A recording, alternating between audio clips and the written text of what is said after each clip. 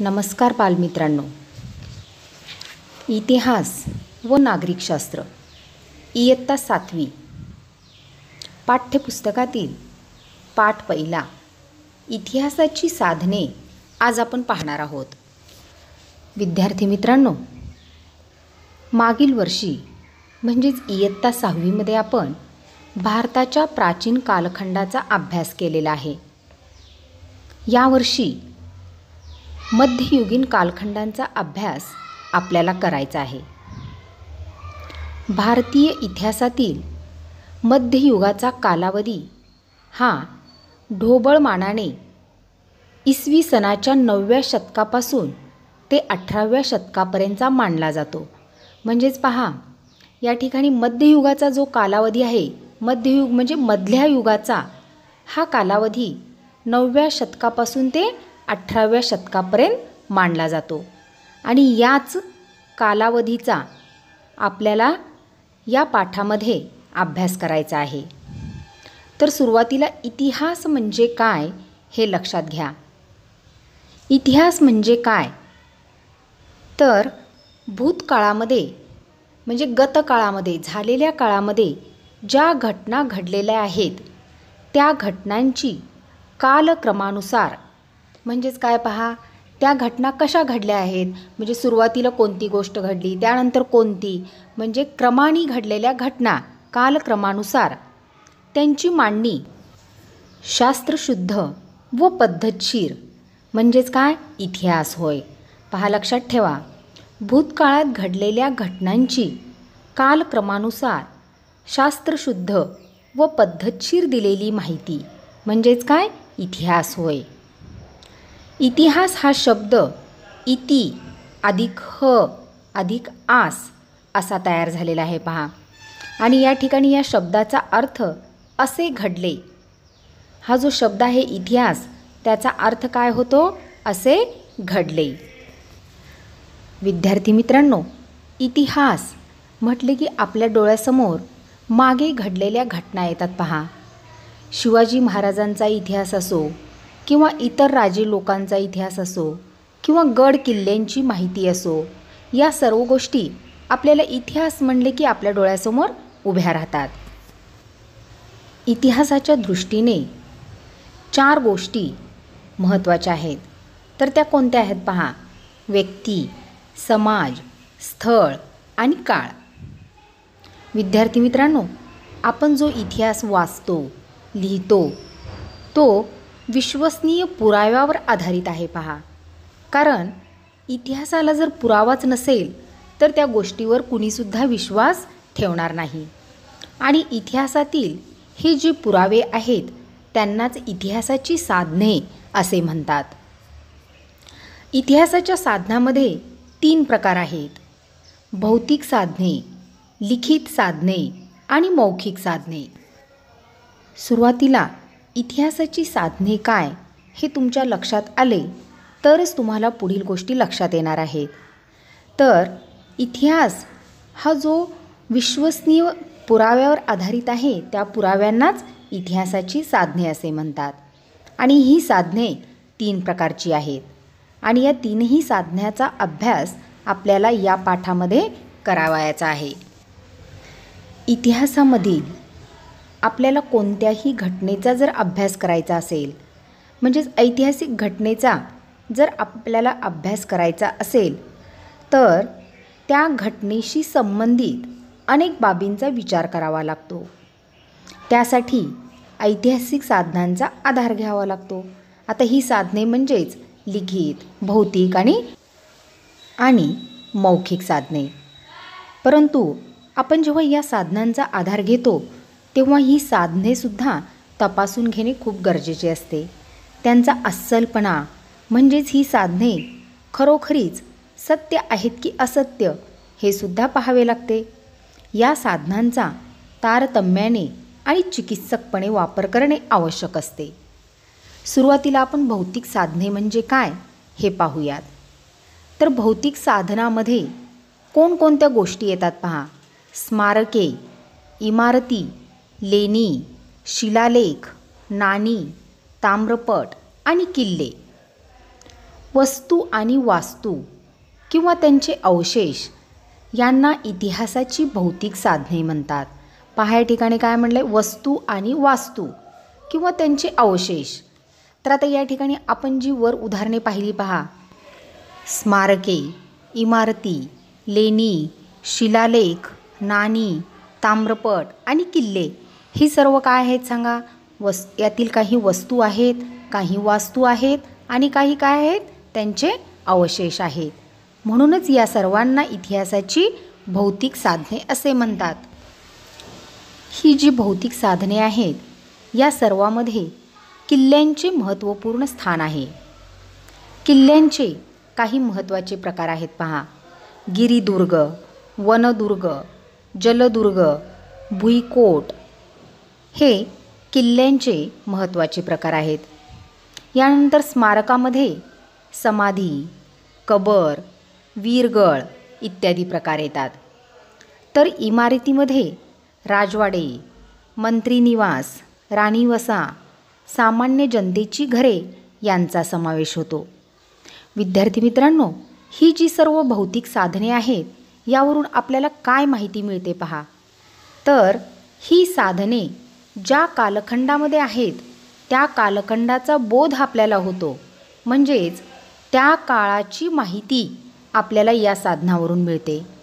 तसेच त्या काळातील लोकांनी वास्तुकलेमध्ये जी प्रगती केली आहे ती प्रगती आपल्याला समजते. म्हणजेच या ठिकाणी पहा, लेणी, नाणी यावरून आपल्याला त्या काळामध्ये त्यांची वास्तुकलेमध्ये झालेली प्रगती समजते. त्याचप्रमाणे त्या काळामध्ये लोकांची जी आर्थिक स्थिती आहे किंवा त्यांच्या कलेचा दर्जा, तसेच बांधकामाची शैली, लोकांचे राहणीमान या सर्व गोष्टींची माहिती आपल्याला भौतिक साधनावरून कळते. आपण एखादा किल्ला किंवा एखादा स्मारक किंवा एखादी इमारत पाहिली तर त्याचे बांधकाम जेव्हा आपण पाहतो त्या बांधकामातील बारकाव्यानुसार आपल्याला त्या लोकांची कला म्हणजे किती सूक्ष्म होती हे लक्षात येते पहा. म्हणजेच ही जी भौतिक साधने आहेत त्यावरून त्या काळातील लोकांची कला आपल्याला लक्षात येते. या ठिकाणी सांगा पाहूमध्ये तुम्हाला एक प्रश्न विचारलेला आहे, नाणी इतिहास कसा सांगतात. तर विद्यार्थी मित्रांनो, या ठिकाणी तुम्ही वेगवेगळी नाणी पाहिली असतील. तर पूर्वीच्या काळी 5 पैशापासून नाणी सुरुवात होती पहा. आपण सर्वांनीच 1 रुपया, 2 रुपये, त्यानंतर 5 रुपये, 10 रुपये यांची नाणी पाहिलेली आहेत. तर तुम्ही या नाण्याचे कधी बारकाईने निरीक्षण केले आहे का पहा.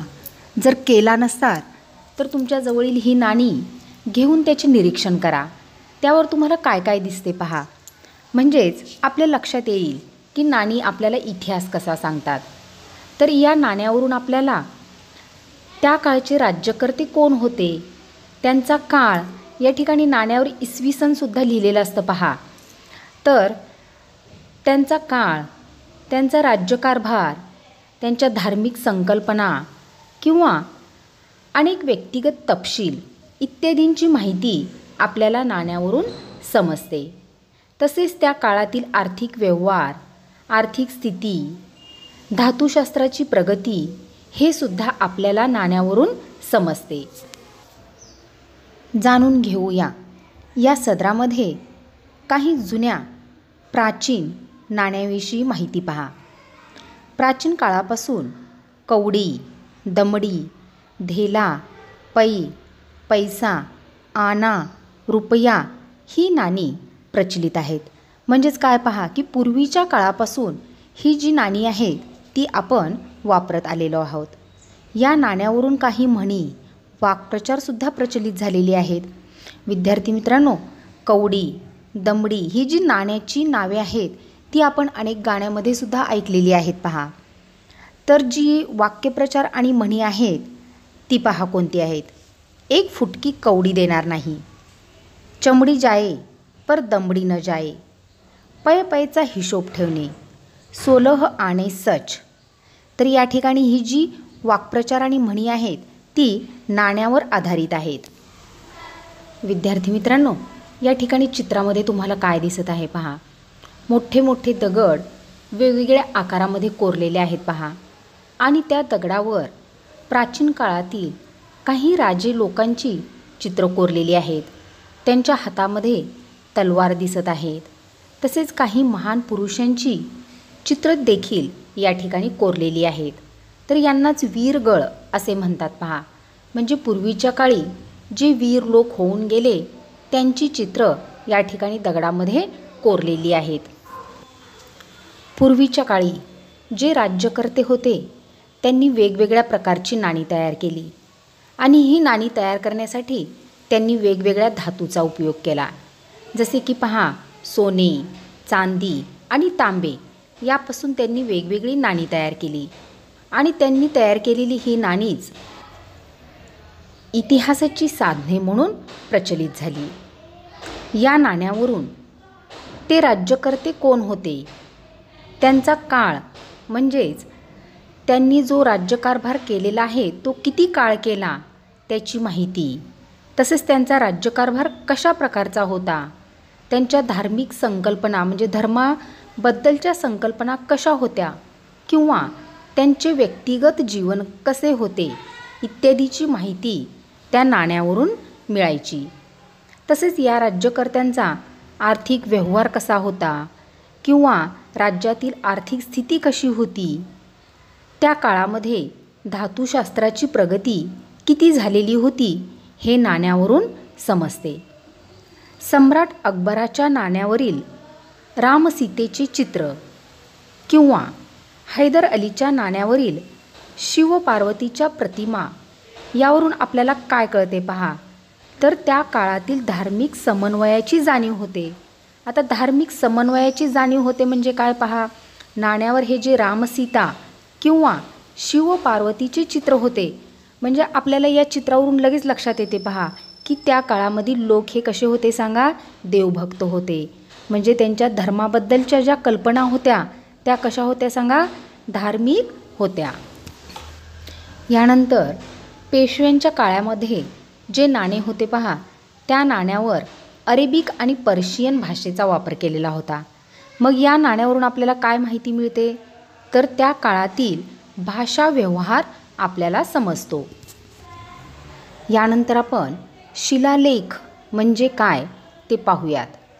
तर लक्षात ठेवा, शिलालेख म्हणजे दगडावर किंवा भिंतीवर कोरलेले लेख.